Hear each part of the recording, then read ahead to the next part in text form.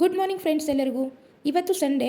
ಬೆಳಗ್ಗೆ ಎದ್ದ ತಕ್ಷಣವೇ ಅಂದ್ಕೊಂಡೆ ಇವತ್ತು ನಾನು ಫುಲ್ ಖುಷಿಯಾಗಿರ್ತೀನಿ ಮತ್ತು ನಿಮ್ಮೆಲ್ಲರ ಸಪೋರ್ಟಿಂದ ಮುಂದೆ ಹೋಗ್ತೀನಿ ಅಂತ. ಬೆಳಗ್ಗೆ ಎದ್ದು 45 ಮಿನಿಟ್ಸ್ ವಾಕ್ ಮಾಡಿ ಮನೆಗೆ ಬಂದು ಬ್ಲ್ಯಾಕ್ ಟೀ ಕುಡಿದು ಅದಾದ ನಂತರ ಪಲಾವ್ ಮತ್ತು ಅದ್ರ ಜೊತೆ ಆಮ್ಲೆಟ್ ಮಾಡಿಕೊಟ್ಟೆ ಯಜಮಾನ್ರಿಗೆ. ಸೊ ನಾನು ರೈಸ್ ತಿನ್ನಲಿಲ್ಲ, ಬರೀ ನಾನು ಒಂದು ಆಮ್ಲೆಟ್ ತೊಗೊಂಡೆ ನನ್ನ ಬ್ರೇಕ್ಫಾಸ್ಟ್ಗೆ. ನಂತರ ನಾನು ಡೈರೆಕ್ಟ್ ಹೋಗಿದ್ದು ಯಮುನಕ್ಕ ಅವ್ರ ಮನೆಗೆ, ಯಾಕೆಂದರೆ ಸ್ವಲ್ಪ ಹೆಲ್ಪ್ ಮಾಡೋಕ್ಕೆ. ನಾವು ರೆಡಿಯಾಗಿ ಹೋಗುವಷ್ಟರಲ್ಲಿ ಯಮುನಕ್ಕ ಮತ್ತು ರಮೇಶನ ಎಲ್ಲ ಕೆಲಸ ಮಾಡ್ತಾಯಿದ್ರು. ಏನು ಚಿಕ್ಕ ಪುಟ್ಟ ಕೆಲಸ ಇದೆ ಅದು ಕೇಳಿಬಿಟ್ಟು ನಾನು ಸ್ವಲ್ಪನೇ ಹೆಲ್ಪ್ ಮಾಡಿದೆ.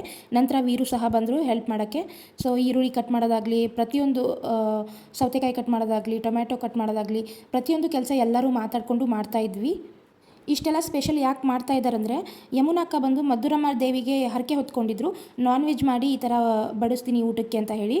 ಸೊ ಆ ಹರಕೆ ತೀರ್ಸೋಕ್ಕೆ ಇದೆಲ್ಲ ಪ್ರಿಪ್ರೇಷನ್ ನಡೀತಾ ಇದೆ. ನಾನ್ ವೆಜ್ಜಲ್ಲಿ ಬಿಸಿ ಬಿಸಿ ಚಿಕನ್ ಬಿರಿಯಾನಿ, ವೆಜ್ಜಲ್ಲಿ ಮಶ್ರೂಮ್ ಬಿರಿಯಾನಿ, ಚಿಕನ್ ಗ್ರೇವಿ, ಕೋಸಂಬೀರ್, ಮೊಸರು ಬಜ್ಜಿ, ವೈಟ್ ರೈಸು ಮತ್ತು ರಸಮ್ಮು, ಗುಲಾಬ್ ಜಾಮೂನು ಪ್ರತಿಯೊಂದು ತುಂಬ ಚೆನ್ನಾಗಿ ಮಾಡಿದರು.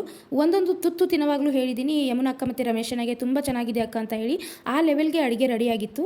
ಆಮೇಲೆ ಹೇಮಕ್ಕ ಬಂದರು ಹೆಲ್ಪ್ ಮಾಡೋಕ್ಕೆ. ನಾನು ಮಾತ್ರ ಒಂದೇ ಕಡೆ ಫೋಕಸ್ ಆಗಿ ನೋಡ್ತಾ ಇದ್ದೆ. ಅದೇನೆಂದರೆ ರಮೇಶನ ತಮ್ಮ ಟ್ಯಾಲೆಂಟ್ನ ಯೂಸ್ ಮಾಡಿ ತುಂಬ ಸ್ಟೈಲಿಶ್ ಆಗಿ ಸೌತೆಕಾಯಿ, ಈರುಳ್ಳಿ ಕಟ್ ಮಾಡ್ತಾಯಿದ್ರು.